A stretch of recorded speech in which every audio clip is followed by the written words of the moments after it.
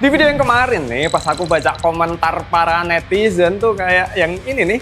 Jelas banget konten ini dibayar Hokmok, dibayar sama Hokmok yang speedy global. Hey, anti-anti Hokmok. Dan masih banyak lagi komentar netizen yang lainnya yang kayak gitu. Jujur ya, aku nyangka banget loh ya kalau banyak banget para netizen, apalagi bocah melers ya, yang udah nuduh aku tuh buzzernya Hok tuh sumpah lucu banget tuh Pak. Soalnya nih ya, boro-boro dibayar, di endorse pun nggak cuy, sama sekali sama mereka. Makanya Hok masuklah ke sini, ke Mindspace, biar sekalian ku promosiin tuh game kalian yang sepi, biar usaha kalian yang kemarin nih nggak sia-sia aja gitu. Dan mungkin aja bisa naikin engagement kalian di sini ya kan, biar kalian tuh bisa bersaing dengan sengit lagi sama Mole di Indo. Tapi jujur yang paling bikin aku ngakak nih ya, ternyata dari omonganku yang kemarin nih, itu ngebuat bocah melers nih muncul ke permukaan hanya buat ngebela game mereka yang cuma gitu-gitu aja, buat komen videoku yang kemarin. Dan yang kuhiranin lagi ya nih, mereka tuh ngebela Mole udah kayak ngebela negara aja tuh, yang harusnya bela negara di sini aja nih. Ini bela Mobile Legends sampai segitunya. Padahal aku cuma ngejelasin aja ya apa yang baru dari Hok dan alasan kenapa game ini aku jadiin saingan terkuat dari Mole. Emang ya para MLers ini nih kalau nonton video kok setengah-setengah. Coba deh kalian lihat dulu sampai akhir baru tuh kalian komen. Tapi emang sih ya pengaruh dari Mole ini bener-bener gede banget, apalagi kalau di Indo. Dan kalau kita lihat perkembangannya sekarang nih, saingannya Mole yaitu Hok. Rasanya makin kesini bukannya tambah rame lagi, tapi kok malah tambah sepi ya. Apakah usaha mereka yang kemarin nih di Indo itu bakalan sia-sia? Apakah keputusan mereka buat all in ke Indo adalah keputusan yang benar? Nah, di bacotan gaming kali ini, aku Lajunda, gamer yang kemarin nih dicap sebagai sales Hok, padahal mah kagak ya. Mau ngebahas kenapa sih Mole ini kuat banget di Indo, bahkan Sultan Hok sekalipun kesulitan ngadepin game satu itu di Indo. Menurut informasi yang aku dapat di internet dan juga opini pribadiku, jadi ayo kita bedah misteri ini bareng-bareng. Sebelum masuk ke pembahasannya nih, aku boleh ngeludikin kan? Nggak tahu ya ini perasaanku aja atau gimana ya, tapi yang aku rasain saat ini nih, kayaknya perbelanjaan duniawi khususnya di e-commerce di Indo tuh kayaknya lagi nggak baik-baik aja deh buat para penjualnya. Kenapa kok aku bilang gitu? Soalnya kalau lihat sekarang nih, pemerintah itu lagi random banget ya sih. Sekelas kartu TCG aja kemarin tuh dikenain pajak, dan dari sini aku ngerasa kasihan sama para penjual yang ada di e-commerce. Mana udah dikenain tax di aplikasi, sama pemerintah juga udah dikenain pajak pula. Bukannya tambah untung malah jadi rungkat kan? Ya pantas aja mulai dari tahun kemarin sampai sekarang nih banyak penjual-penjual yang ada di e-commerce itu perlahan migrasi ke ranah website yang sekiranya bisa meminimalisir potongan biaya aplikasi buat produk-produk mereka. Nah, karena ngomongin website nih, dari beberapa website yang udah aku cari-cari di internet, pada akhirnya aku nemuin satu website yang menurutku paling top markotop buat mereka nih. Cocok buat para penjual e-commerce yang mau migrasi ke ranah website. Ini nih, Odoo, sebuah software manajemen bisnis yang udah berbasis ERP dan tentu include aplikasi untuk bikin website jualannya sendiri. Cara bikinnya juga gampang banget, tinggal jawab 4 pertanyaan aja, kemudian AI-nya bakal bikinin website sesuai pilihan kamu. Kalau mau edit dan tambah produk pun tinggal klik atau drag and drop kayak gini. Cocok buat semua jenis bisnis, bahkan terutama buat kalian yang nggak bisa coding. Kalian juga bisa gunain Kris, transfer bank, e-wallet, bahkan pay later dalam proses transaksi di platform kalian sendiri. Kalian bisa nentuin sendiri promo, diskon tiap produk dan besarannya serta timeline promo dari produk kalian. Dan yang paling penting, jualan di Odoo ini kalian bisa dapetin margin secara full tanpa adanya potongan platform dari website itu sendiri. Karena di Odoo ini itu udah free hosting dan free domain, apalagi biaya langganannya itu cuma gini aja nih. Kalau kalian penasaran lebih lanjut tentang Odoo ini, kalian bisa ngobrol bareng sama pakar Odoo dengan klik link yang ada di bawah sini, atau coba aja secara gratis di website Odoo-nya itu sendiri. Oke, lanjut ke video. Karena kemarin nih aku udah ngasih tahu ke kamu tentang alasan kenapa Mole itu cuma lakunya di ASEAN aja, dan kalau di global itu masih kalah saing sama saingannya sendiri yaitu Hok ya secara revenue. Oleh karena itu di chapter kali ini aku mau ngasih tahu dulu keunggulan dan perbedaan masing-masing dari kedua game ini itu apa. Dan menurutku hal ini cukup unik ya buat dibahas, karena meskipun kedua game ini sama-sama MOBA, sama-sama ada di HP, tapi kenapa ya para players yang ada di Indo itu lebih milih Mole ketimbang Hok? Apa sih yang ngebuat kedua game ini serupa tapi tidak sama? Nah, yang pertama ya, perbedaan yang paling mencolok itu ada pada passing game yang diberikan sama kedua game ini. Kalau kamu sekarang masih mainin kedua game ini, kamu pasti nggak kalau passing kedua game ini tuh beda banget. Di Mobile Legends sendiri ya, itu punya passing dan durasi gameplay yang cepet banget. Bahkan nih saking cepetnya, kamu bisa mainin 2-3 pertandingan hanya dengan waktu 1 jam aja. Itu pun bisa aja berubah jadi 3-4 pertandingan. Tergantung kondisi timmu saat kamu mainin gamenya. Karena seperti yang kamu tahu ya, Mobile Legends ini punya durasi standar gameplaynya itu cuma 10-15 menit aja buat nyelesain satu pertandingannya. Dan kalau misal ketemu musuh yang cupu banget nih ya, kamu bisa aja nyelesain gamenya di bawah 10 menit. Beda banget kalau di compare sama game Hokmok ya. Game dari Papi Tencent ini punya pacing dan durasi gameplay yang lebih lambat ketimbang Mobile Legends. Gimana nggak lebih lambat ya? Game ini tuh untuk nyelesain satu pertandingannya aja itu butuh waktu selama hampir setengah jam, alias butuh 15-20 menit buat nyelesain satu permainan. Paling cepatnya aja game ini tuh bisa kelar adalah di bawah 15 menitan. Itu pun kalau ketemu musuh yang agak sedeng lah ya. Tapi kalau kamu sedang lagi apes-apesnya nih, kamu bisa aja ketemu sama player-player Hok yang jago-jago, dan di situ kamu mau nggak mau harus nyelesain gameplay di atas 20 menitan. Dan yang paling parahnya bahkan bisa nembus 30 menitan. Jujur ya, untuk orang-orang yang mau nyari have fun dan perlu game yang satset dar kelar, apalagi yang nggak mau terlalu mikir buat pas mainnya, game Hok ini nggak recommended ya buat kamu yang begitu. Dan dari perbedaan pacing dan juga durasi gameplaynya ini, tentu ada aspek yang mendukung kenapa kedua hal itu tuh jadi perbedaan yang sangat mencolok antara kedua game ini. Aspek apakah itu? Di antaranya ada desain game dan juga size map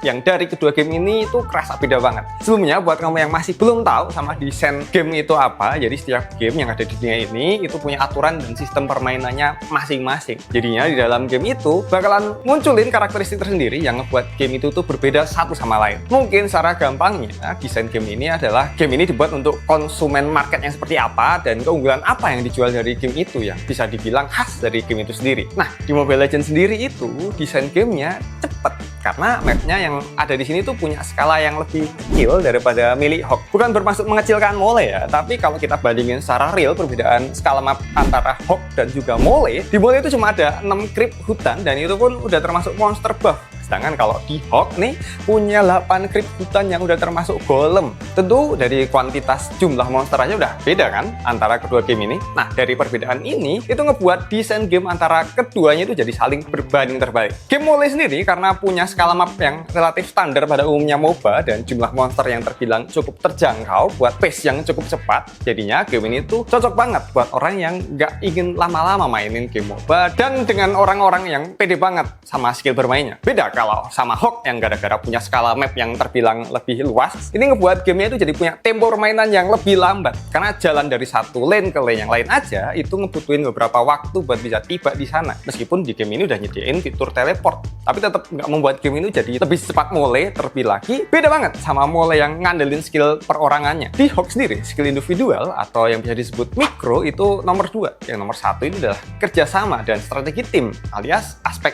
makro itu sangat diandelin dalam game Hok ini. Jadi biasanya orang-orang yang mainin game ini tuh buat orang-orang yang demen banget sama unsur strategi, karena selain mikirin mikro dalam gameplaynya, kamu harus benar-benar mikirin gimana buat open war yang sekiranya tim kamu ini bisa menang war. Gimana caranya biar kamu nggak kena gangbang sama musuh, dan gimana caranya kamu positioning yang baik saat war itu terjadi. Itu semua harus diperhatiin saat kamu mainin game Hok ini. Nggak bisa tuh kamu ngandelin skill kamu yang dewa itu di game ini, karena di game ini kamu nggak bakalan bisa melawan 3 orang sekaligus sendirian. Dari perbedaan yang udah aku sebutin tadi ya, kamu jadi tahu kan kalau kedua game ini tuh punya isi konten yang berbeda banget. Dan kalau dilihat dari sisi Mole itu game MOBA yang lebih simple dan juga lebih ramah buat pemain pemula yang baru aja terjun ke game MOBA, karena item dan juga mekaniknya itu lebih mudah dipahami ketimbang Hok. Coba aja kalau para pemain baru ini yang nggak pernah main MOBA sama sekali langsung disodorin tuh sama Hok, pasti bakalan buyeng banget itu. Entah gara-gara mapnya yang luas ataupun mekanik gameplay makronya yang sangat kental di game ini, pasti bakalan ngebuat pemain baru yang baru aja mainin MOBA itu langsung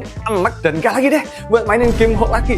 Tentu lagi-lagi karena keefisienan gameplay yang dibawakan sama Mole ini buat minat market MOBA di Indo secara nggak langsung itu disetir sama Mole. Karena kalau diperhatiin lebih detail nih, segmentasi market yang terbentuk di sini tuh jadi 2 pasar besar, yaitu pasar buat para pemain kasual yang biasanya cuma nyari seneng-senengnya aja di game ini, dan juga pasar buat para pemain yang bener-bener into it ke gamenya yang emang mau serius guys, di skena e-sport yang udah disediain sama Moonton dan gajinya yang lumayan cuan untuk di bidang e-sport. Istilah katanya tuh ya, game ini easy to play but hard to master. Karena seperti permainan pada umumnya, jika udah masuk ke ranah yang lebih serius, tentu difficulty-nya juga akan semakin sulit. Tapi nggak semua game di dunia ini itu bisa dimainkan dengan mudah dan cocok buat semua orang. Tapi Mole ini berbeda. Sebagai contohnya aja tuh, kayak di Indo nih, gara-gara gamenya yang terbilang simple banget dan mudah untuk dipahami, ngebuat cewek-cewek yang nggak pernah main MOBA sekalipun, kalaupun diajak mabar nih, mereka bisa langsung paham sama gamenya pas pertama kali megang. Bahkan temanku aja yang secara kesukaan nih,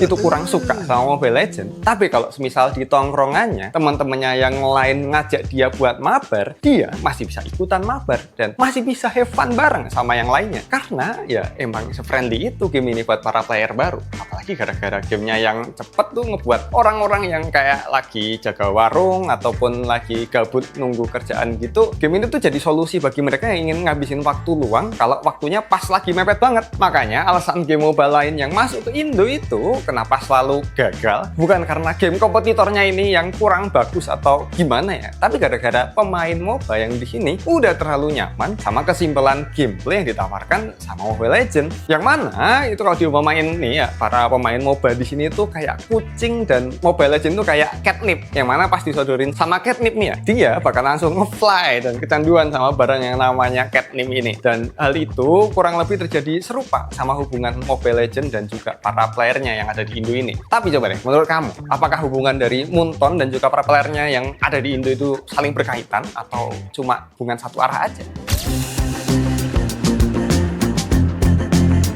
Ngomongin hubungan antara Moonton dan juga para playernya yang ada di Indo nih, menurutku sendiri hubungan mereka tuh jauh banget dari kata hubungan satu arah. Hubungan mereka ini udah jadi simbiosis mutualisme, alias saling menguntungkan satu sama lain. Dari Molenya sendiri yang bisa dapetin cuan gede akibat gamenya yang rame di sini, dan bagi para playernya sendiri, mereka bisa nikmatin game MOBA yang bisa dimainin di device yang rendah sekalipun dengan performa yang gacor banget. Tentu alih-alih game MOBA lain yang nonjolin grafis yang HD banget, bahkan ngenalin mekanik gameplay dan juga fitur-fitur gamenya yang unik-unik. Mole di sini tuh tetap ingin ngeprioritasin performa dari gamenya yang sekiranya semua orang itu bisa mainin gamenya meskipun di device yang terbilang cukup amat kentang sekalipun. Dan tentu Moonton ngelakuin ini tuh biar para playernya bisa tetap loyal mainin gamenya terus-terusan. Makanya Mole di Indo itu kenapa bisa awet banget sampai sekarang, itu karena mereka ini senantiasa ngefokusin performa dari gamenya sendiri ketimbang kualitas grafis yang ada di Mole itu sendiri. Apalagi kalau kamu tuh gunain HP yang ini nih, HP yang kalau kamu mainin Mole di sini tuh bisa nembus 144 frame per second. Udah belepotan tuh FPS yang kamu dapetin, karena game ini tuh udah didukung sama SoC yang kekinian banget, yaitu Snapdragon 8 Gen 5. Jadi nggak ada lagi tuh yang namanya HP ngelek-ngelek.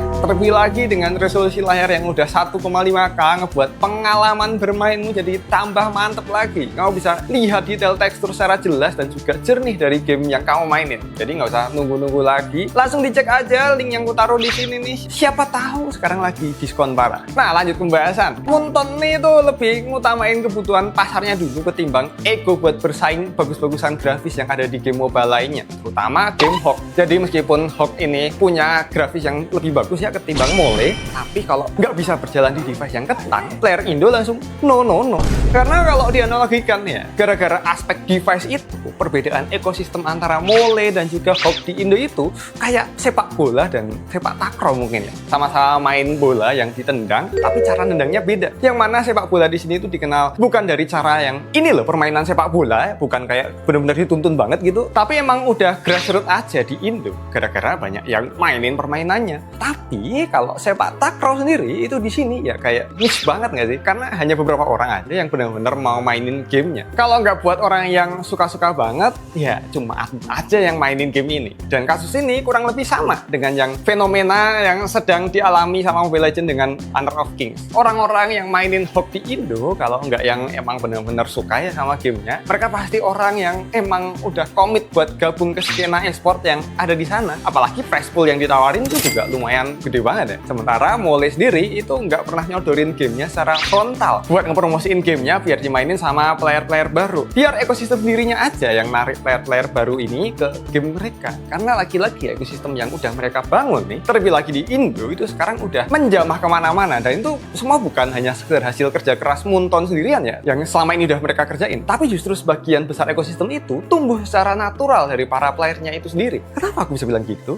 Coba kamu sekarang buka TikTok atau YouTube aja nih sekarang, terus ketik Mobile Legends. Aku jamin yang keluar tuh ribuan konten-konten dari yang serius kayak analisis hero, meta gameplay, breakdown draft pick, sampai konten-konten receh dan nge-entertaining kayak funny moment ataupun montage moment. Dan yang ngebuat fenomena ini makin menarik adalah mayoritas kontennya itu dipublish bukan sama kreator besar, tapi justru oleh para micro kreator, yaitu orang-orang biasa yang cuma mau share gameplaynya mereka aja, bikin video bareng teman-temannya setim atau cuma sekedar nge-review skin terbaru. Fenomena ini adalah fenomena yang nggak pernah diduga tuh sama Moonton itu sendiri, karena mereka secara marketing itu bisa dikatakan ya sekarang hitungannya udah effortless, karena mereka itu nggak perlu ngeluarin banyak duit bagi iklan game mereka, sebab para playernya sendiri yang secara sukarela jadi corong promosinya. Karena setiap ada video Mole yang diupload, setiap klip gameplay yang habis itu viral, setiap meme yang nyebar kemana-mana, itu semua adalah exposure gratis yang nggak ternilai menurutku bagi Moonton. Karena para playernya ini ya secara nggak langsung itu ikut andil buat ngebesarin Mole makin berkembang, dan Molenya sendiri itu bakalan terus ngasih mereka konten dan juga event komunitas lokal biar mereka tetap loyal mainin gamenya terus-terusan. Salah dua dari tindakan mereka yang ingin ngembangin Mole lebih besar lagi bukan hanya di Indo tapi di ranah global. Mereka bakalan ngerombak total sistem skema e-sport mereka ke sistem skema yang baru yang bernama Championship Tour. Intinya sistem baru ini ngebuat struktur kompetisi Mole di dunia termasuk di Indo itu jadi lebih rapi dan merata di beberapa bagian kayak di SEA, EECA, EMEA, EA dan juga AMER. Karena di sistem yang baru ini itu nggak ada lagi jalan shortcut buat masuk kualifikasi ke M Series. Jadinya semua player itu harus lewat liga resmi yang emang diawasi sama Moonton secara langsung. Dan adanya perombakan sistem kayak gini itu ngebuat para pro player Mobile Legends bakalan lebih diuji untuk sistem kualifikasinya. Dan yang kedua tuh, Mole masuk ke dalam salah satu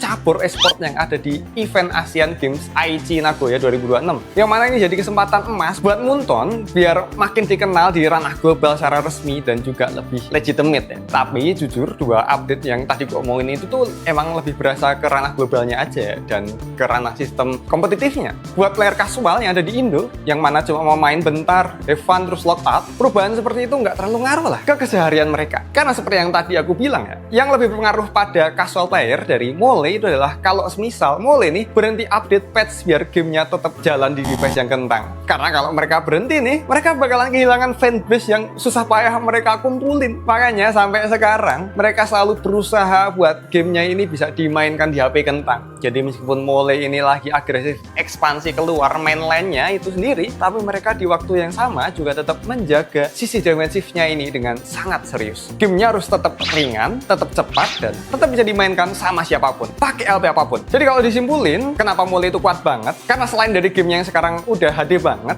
tapi alasan utamanya tuh ada pada ekosistemnya yang dapat dibilang terlalu dalam untuk diguncang sama kompetitor baru. Dari kreator kontennya yang selalu narik player baru buat masuk ke dalam ekosistemnya, sampai Moontonnya sendiri yang terus nge-keep para player lama biar nggak kabur dari gamenya itu sendiri, dengan salah satunya itu ngadain banyak event collab skin. Jujur emang mengakar kuat sih ekosistem Mole yang ada di Indo, sampai nggak ada satupun MOBA yang benar-benar punya potensi buat bersaing sama King of MOBA ini. Sampai pada akhirnya muncul penjajah yang bernama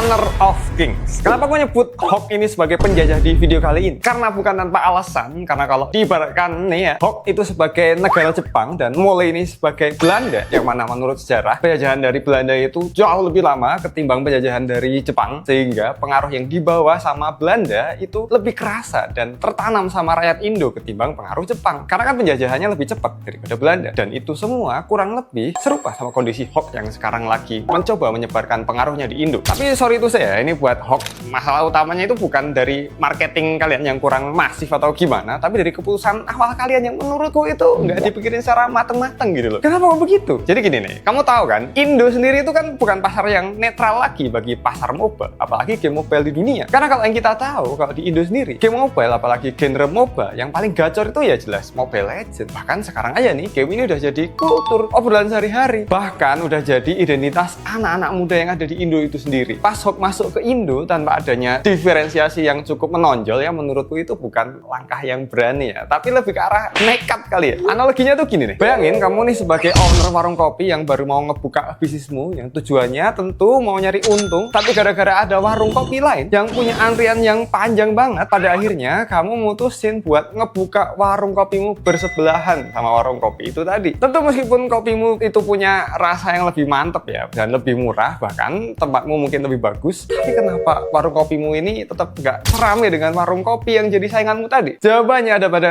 kedekatan dan pengalaman minum kopi dari para pelanggannya yang udah cocok dan nyaman banget di tempat sainganmu itu. Sehingga mereka ini malas banget kalau harus mulai dari awal buat ngebangun kedekatan antara kamu dan juga mereka. Kalau semisal sama-sama warung kopi alias gak ada revolusi di dalamnya, kedekatan dan juga pengalaman inilah yang sekarang terjadi sama Hop. Yang gak ada bau-bau revolusioner baru dari mereka yang mampu ngebuat para player mole di Indo tuh rela ngebuang semua kebiasaan lamanya dan mau ngemulainya lagi dari nol lagi. Selain itu ada lagi satu faktor yang menurutku paling menonjol yang ngebuat Hop ini tuh patut dipertanyakan ya kewarasannya. Apakah itu? Ya, bener, mereka ini nggak mikir apa kalau Indo tuh orang-orang di sini masih didominasi sama user HP low mid tier yang mana buat mainin gamenya itu udah ngap-ngapan, bahkan sampai nggak kuat buat mainin gamenya. Karena kamu tahu lah ya, grafik yang dibutuhkan buat game ini tuh berat banget, apalagi kalau semisal saat perang gede, ditambah semua orang pakai skin mahal. Udah HP-mu yang kentang tuh kalau semisal bisa ngomong, bakal ngomel-ngomel sama kamu karena saking nggak kuatnya main game itu, dan kamu sendiri maksain buat main gamenya. Emang deh ya, tim studio ini nggak riset atau gimana ya sama kondisi market yang ada di ASEAN, terutama di Indo. Masa mereka nggak tahu kalau mayoritas di sini masih pakai device low mid tier? Emang bego kalau dipikir-pikir ya, developernya tuh ya, kok bisa-bisanya asal-asalan gitu distribusi ke region yang udah punya fanbase besar dari saingannya yaitu Mole, itu bahkan sampai invest ratusan miliar. Capek aku tuh. Jujur keputusannya kayak gini tuh yang menurutku jadi keputusan fatal dari mereka. Bukan karena persoalan tentang game mana yang lebih bagus, tapi lebih ke arah buta region aja. Alhasil kejadian ini tuh ya terjadi.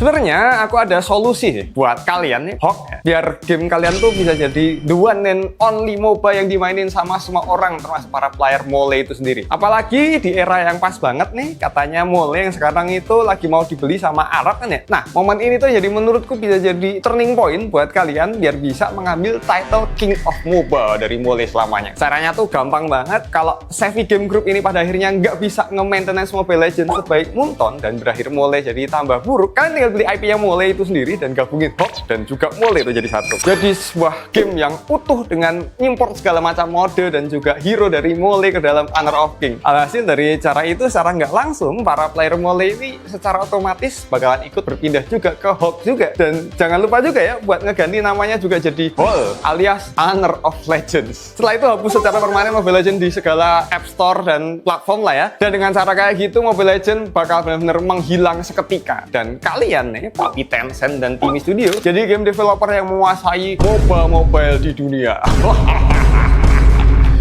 Ya, itu tadi aku cuma bercanda aja ya, jangan dianggap serius. Tapi kalau versi seriusnya nih, menurutku sendiri cara paling masuk akal buat dilakuin sama Tim Studio, terutama Papi Tencent, biar gamenya ini nggak cuma stuck di region-region ASEAN aja. Jawabannya tuh alangkah baiknya, sebelum terlambat banget nih, lebih baik kalian tuh berpindah fokus ke region-region yang dapat dibilang netral. Yang aku maksud netral nih, itu adalah region yang nggak ada pengaruh signifikan dari kedua belah pihak MOBA ini. Entah itu dari Hawk-nya ataupun dari pihak Mole itu sendiri. Region kayak gini tuh bagus banget buat game-game yang mau ngebikin domainnya sendiri biar sustain alias berjalan di tengah-tengah gempuran persaingan game yang saat ini tuh lagi masif banget di dunia. Mungkin kalau dicontohin region apa yang paling cocok buat Hawk nih ya, mungkin Brazil yang menurutku itu paling cocok buat startup domain di ranah global mereka. Karena apa? Karena di situ pengaruh dari Mole-nya tuh nggak terlalu gede-gede banget dan pengaruh Hawk itu juga nggak terlalu signifikan juga di sana. Ditambah lagi dulunya tuh di Brazil itu game kayak AoV itu sempat gede juga di sana. Alhasil seandainya kalau Hawkmock ini secara masif ngembangin gamenya ke sana ya, nguangin 100 miliar ke sana, aku tebak mungkin cuma dalam waktu 2 tahun aja Brasil bakalan jadi domain Hawk yang besar di ranah global dan bisa aja bersaing secara seimbang head to head sama Mole yang fanbase-nya gede banget di Indo. Menurutku rencana kayak gini tuh lebih masuk akal dan lebih aman buat mereka daripada langsung terjun nyerang fanbase musuh pas Hawk-nya itu sendiri masih belum punya domain yang settle alias yang stabil di kawasan global. Karena kalau lihat kondisinya Hawk yang sekarang ini di Indo, market player yang mainin game ini tuh mayoritas dari mereka yang adalah player-player yang FOMO dan juga player-player yang lagi bosen sama Mole untuk sementara waktu. Kalau lihat para playernya yang emang komit buat mainin gamenya itu